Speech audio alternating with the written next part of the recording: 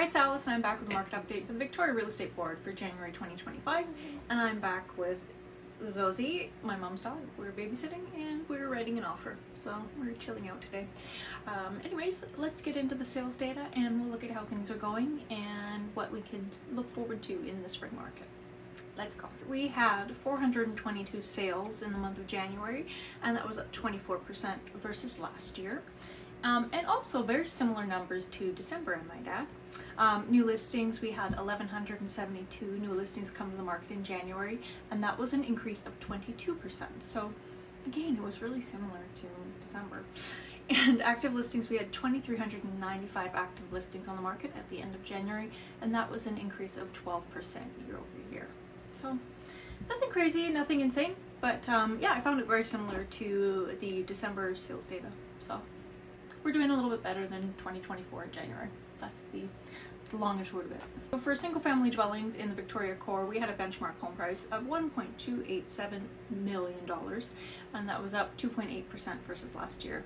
The average price increased 4.7%, and that was $1.279 million. So the average increased a little bit more year over year. And on the sales front, we had an increase of 19.8% in sales, and that was 194 units sold. So prices are kind of chugging along, nothing too crazy with them, but the sales are picking up definitely. And you'll see that with condos as well. So let's look at condos. For condos, the benchmark price for a Victoria core condo is $548,000 roughly, and that was up 0.7% versus last year, so very flat line on those. The average actually was up 7.9%, so that was $625,000 roughly for the average condo price in Victoria.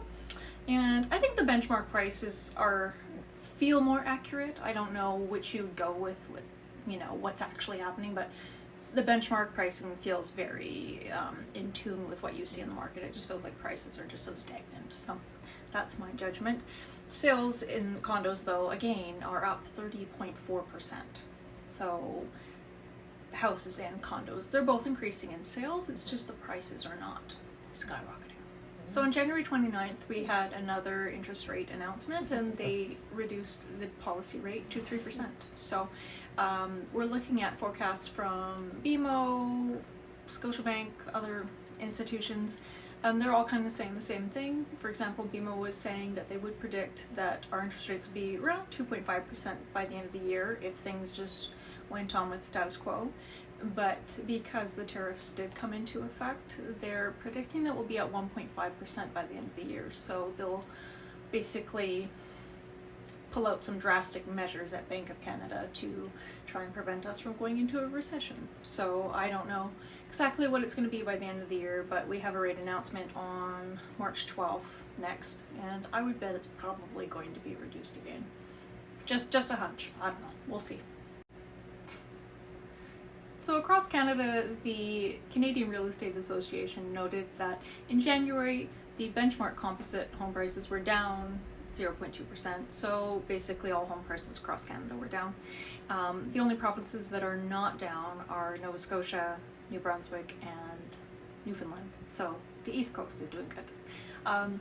Overall, though, since the high of March 2022, those record high prices, the overall composite is down 17.9%. So we're all kind of facing a downturn. BC was the second highest downturn. We have come down 10% in our prices since 2022. And Ontario takes the cake. They win. They're down 20%. So overall, most places are down except for the East Coast, and you do see migration out that way. So it makes sense. Not surprisingly, following that, if you look at Toronto real estate news, they are seeing inventory surging in their active listings up 70%. So there's a whole lot of listings. Sales have fallen pretty drastically there as well.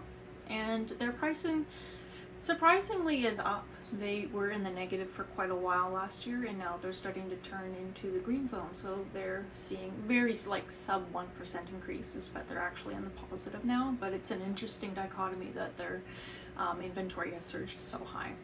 You don't commonly see that, but they think it's because of the mortgage changes with being able to have insured mortgages at higher prices, and the optimism of lower interest rates, I suppose, but it's not something you see very often, so you might look that up.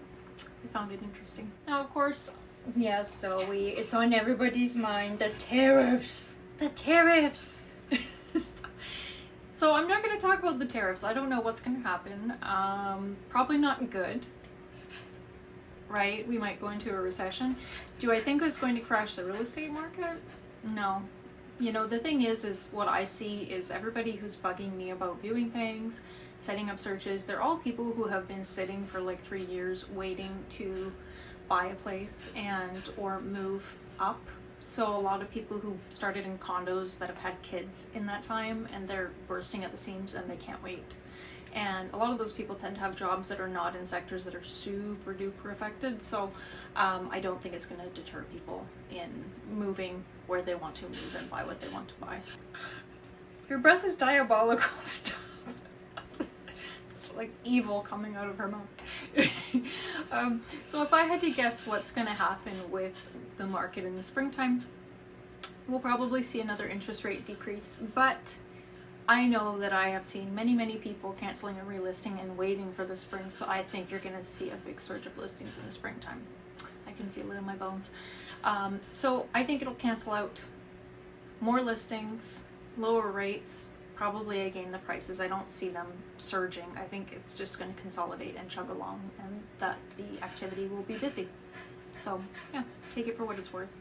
Anyways, I think that's what I got for this month, and if you have any questions, you can always bug me. You know where to find me, and we're gonna go hang out now. Right, Sozo?